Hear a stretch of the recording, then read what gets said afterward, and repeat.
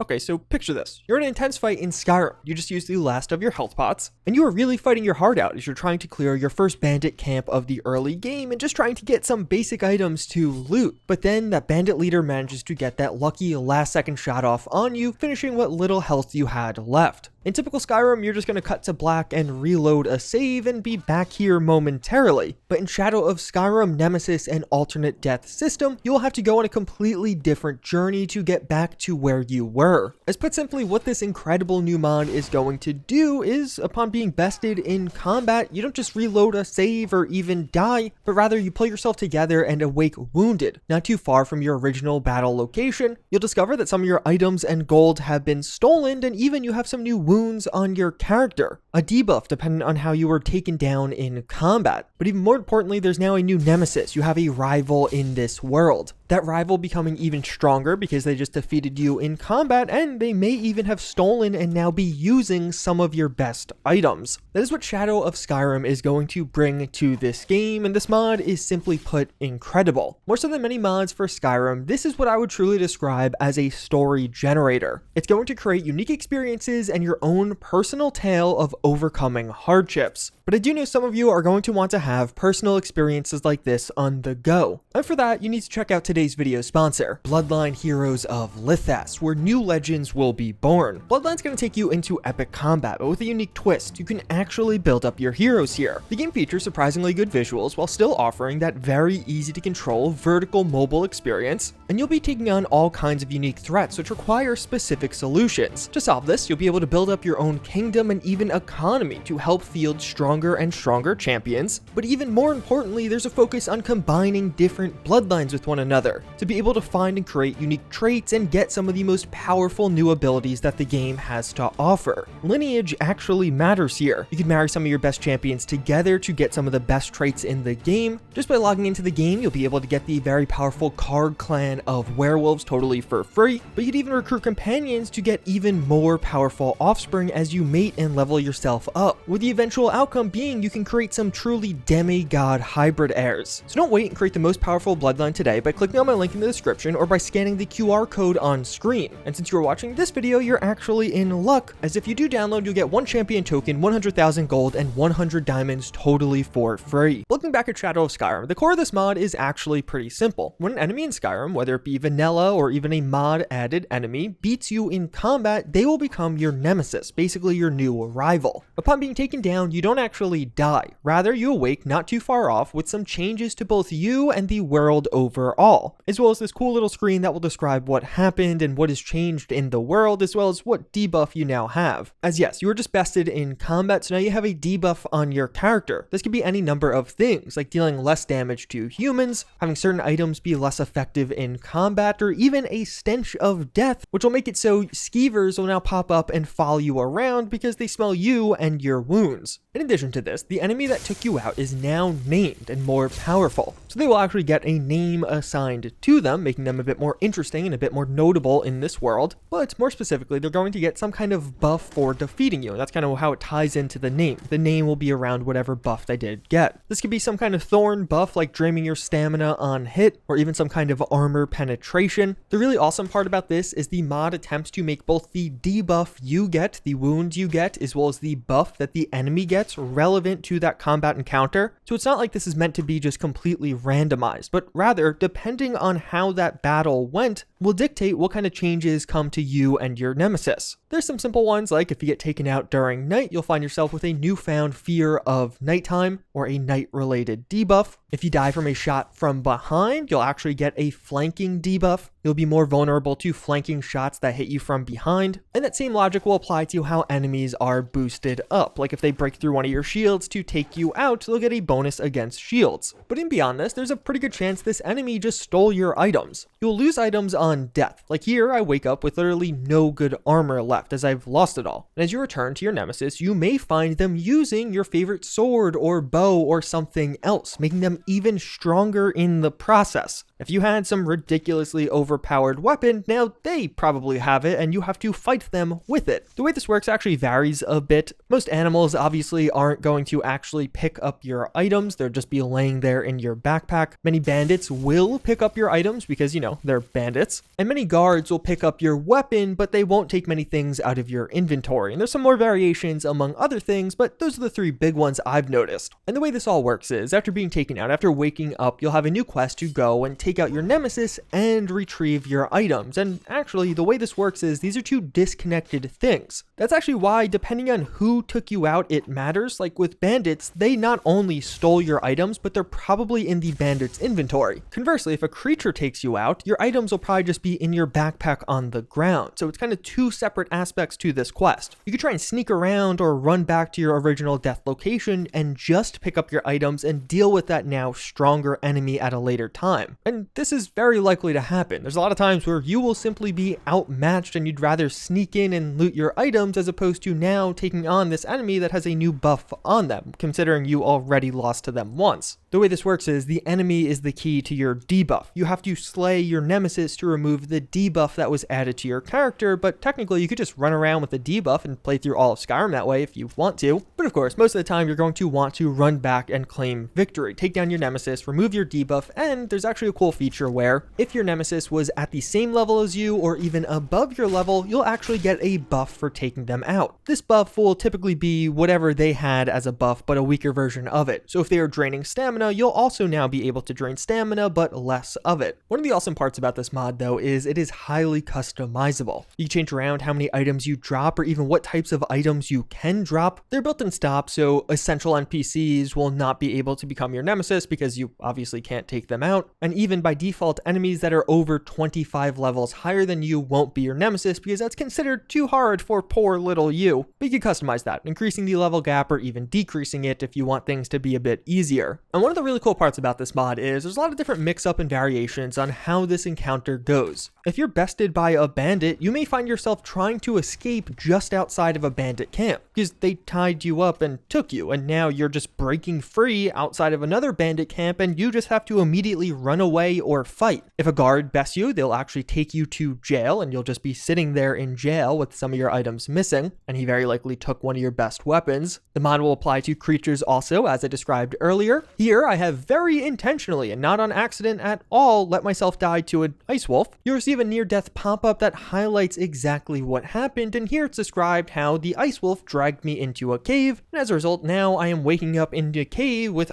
other enemies in it because I never cleared out this cave before. And this too is something you can configure if you want things to be easier. Pretty much everything you can configure, even some stuff I'm not explicitly mentioning, but you could set the chance of the likelihood of you popping up in an area where other enemies are. You probably are wondering what happens if you go up against a Nemesis and you lose, or if you actually die a second time, or technically don't die, but are taken out a second time. So if you lose to your Nemesis again, which will probably happen as they're now stronger and you're probably going to run back there to try and take them out, you won't actually get any further debuffs. You'll only have one debuff per Nemesis, and the Nemesis won't get any stronger. They'll remain exactly the same. But it doesn't seem like there's any limit on how many Nemesises you can have. So you could run back to the same bandit camp and actually get taken out by a different bandit or other enemy, and now have two Nemesises at the same camp, and you could just stack debuffs. You could get a bunch of these at once if you keep losing in battle, which I could see this being a big issue, especially in higher difficulties, which is honestly one of the really cool aspects of this mod. It actually makes Skyrim quite a bit harder. In Skyrim by default, the reason dying sucks is it's annoying. You lose progress, but typically you're walking away actually better prepared. If you die to a trap or a tough enemy, now you're aware of that and you'll know to avoid it or perhaps have a better idea on how to beat it. But in Shadow of Skyrim, you don't get that same ability, and even further, you're now having that enemy be stronger, perhaps take some of your best weapons, and you lose a bunch of your items in addition to getting a debuff. And you will actually now be spawned in a completely different location and have to get back to where you were. It creates this gameplay loop where a lot of times, if you were playing on a higher difficulty or perhaps with survival mode, you might have to take a pit stop, actually run into a town, a hold, or even your own player home and try and figure something out and upgrade yourself, your own character, before returning returning to that old location, because clearly something went wrong there. It's a very punishing, but I think a very enjoyable gameplay loop, and it's one of those things that completely redefines an entire playthrough. Again, I think playing this with survival mode is probably one of the best ways to experience it and could create a really distinctive way to play Skyrim. It's only 2 mods, but it could completely change the gameplay loop at points in Skyrim. And I think you could make the argument Shadow of Skyrim is definitely a buff to Stealth Archer. One of the other mods I'm using in the background that I'll just put in the description is the Shadow of Skyrim Nemesis markers. This will actually add a little icon above the heads of the enemies, your Nemesis in game, so you could better recognize them. It's pretty minor, but I thought it was a pretty cool addition. Overall with this one, I feel like it'll be cool to add to the game because death will hopefully be pretty rare. You're trying pretty hard to not die or be bested in combat ever. You're seeing it a ton in the background, but hopefully if you're playing Skyrim smartly, this won't happen all that often. It'll be relatively rare. But when it does happen, it's just far more punishing and just a lot more interesting. One of the things I don't really talk too deeply about in this video are how many different abilities there are, like how many different types of buffs or debuffs that you can get and enemies will get. But that is a huge part of this. There's a lot of novelty, a lot of interesting ones, but I figured I'd leave that open so you guys could experience it for yourself. The mod author even describes adding more in the future. With that said though, hopefully you guys found this one informative. It definitely is an incredibly interesting and incredibly fun mod to play, and I feel like it's one of those things where just with a couple of mods you could have a very different experience in Skyrim, and I think definitely worth a new playthrough. If you guys are enjoying the Skyrim content, I actually have a totally different video on other mods coming. There's some pretty insane things going on in the Skyrim modding scene, so get subscribed if you want to check that out. Otherwise, here's some pretty epic upcoming mods on their way to Skyrim. With that said, as always, again, I thank you for watching, and I hope to see you all next time. Later.